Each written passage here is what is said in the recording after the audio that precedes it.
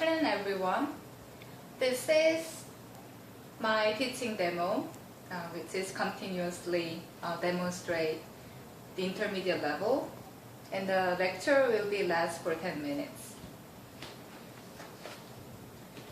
Today, I'm going to introduce the English loan words in Korean. The reason I introduced some English loan words in Korean is to boost your confidence, and I think personally it would be more easy for you to memorize or understand Korean vocabulary if you pronounce like similar pronunciations, or you already know the meaning of these words in English. So, loan words is called 차용어 in Korean, and there are a lot of English loan words in Korean. For example, this is coffee. Coffee means coffee in English. So basically the meanings are the same, but the pronunciation is different. This one, can you read, Marie? 햄버거, Good, well done. Then this one is Sophie? 텔레비전, Yes, good job. So as you can see, there are a lot of loan words in the Korean language, and then I'd like to encourage you to find some loan words in Korean outside of the classroom, to remember some new vocabulary that you've already known from your own language. So I'll move on to the consonant assimilations in Korean. I think I observed some difficulties from my students, that because of this consonant assimilation phenomenon in Korean, a lot of people, especially foreign students, think it's very difficult to pronounce some Korean words because of consonant assimilations. Because sometimes each syllables actually doesn't pronounce as the same sound of each phonemes. Such as this word, let's look at this word together. Literally it's called 갓이. But you wouldn't, I suppose that you would never heard this word and this pronunciation from native speaker of Korean. Because Korean speakers would pronounce 같이. Because the reason is that this T, like ticket, it's very similar sound to English T, but ticket in Korean assimilates this consonant sound, 이응. So that's why it becomes ticket, and 이응 assimilates the sound like 칠.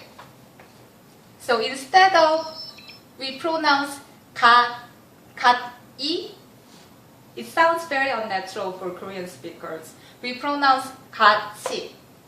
So these consonants move towards to the right hand sound, and assimilates to the word 같이. Maria, would you pronounce this word, please? 같이, Yes, good. Good job. And last, I'm going to introduce some useful verb phrase in Korean. So today I'm going to explain 뭐뭐 하고 싶다.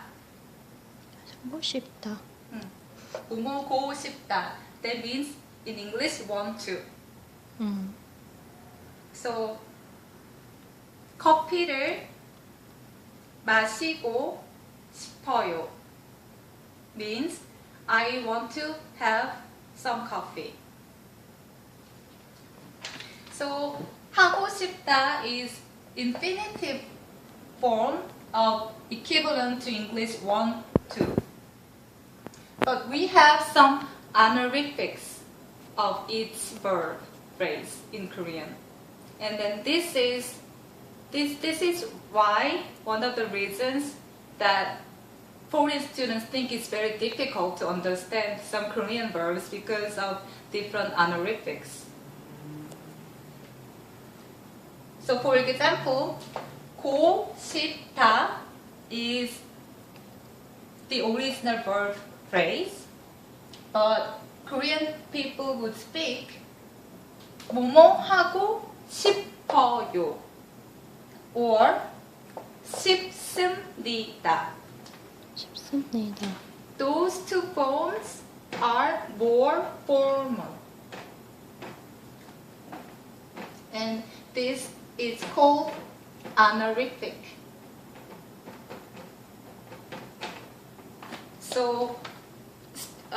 So please be careful that when you read Korean people, it's always better to be polite.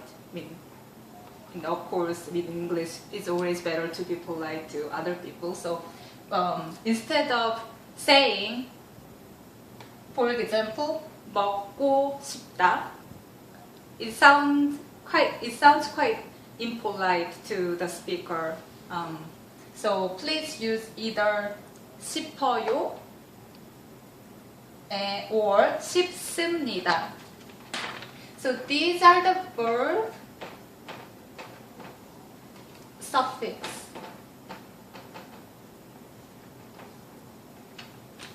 So each verb has these verb suffixes in Korean. The suffixes are always the same, two form of honorifics. I'll demonstrate an example sentence in English, and I'll let you guys to write in Korean to the board. So the example sentence is, I want to eat a hamburger. Yeah, it's a little bit different. English sentence is totally different totally different from Korean sentence. That's because please look at this circle, which is an English article A. In Korean language, we don't have an article. And then this pronoun I, in the Korean language, we sometimes actually drop the pronoun. So it's a correct sentence if you say, want to eat a hamburger, instead of saying, I want to eat a hamburger. And then, can you see the sentence? Do you know? Does anybody know the sentence structure of Korean language?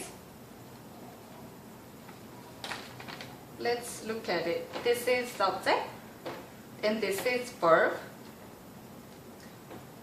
phrase in English, and this is object. Do you know the difference, anyone, about the Korean sentence structure, Sophie? Korean sentence structure is opposite from English one. Yes, good. How opposite? Koreans tend to put the object next to the subject. Yes, good. So yes, Korean sentence consists of subject, object, and a verb. So it's called SOV language. But English is SVO language. Okay.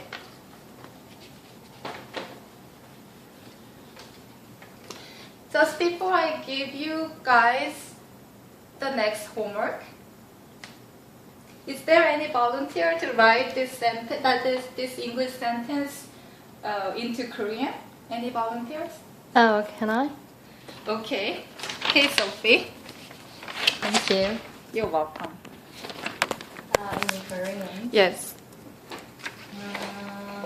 는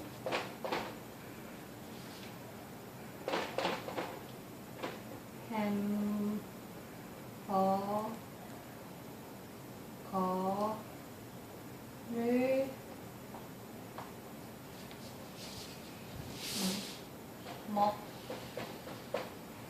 먹고 싶습니다.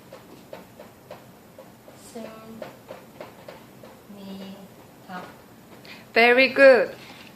As you can see, everybody, Sophie, well done. Yes, Sophie wrote using a formal sentence, which is 먹고 싶습니다 instead of writing 먹고 싶다, which is really good. So Sophie seems understand the basic structure of Korean language.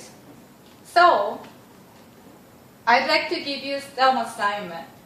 Just like the Sophie wrote this sentence, I'll give a scenario. The scenario is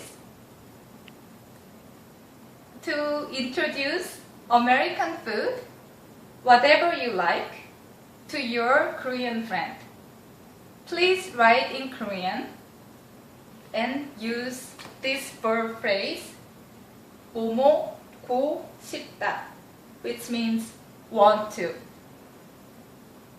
So please write down 3 sentences to introduce American food to your Korean friend. This is the homework for next week. Okay. Thank you for your attention today. 감사합니다. 감사합니다. 네. 다음에 뵐게요. 다음에 뵐게요.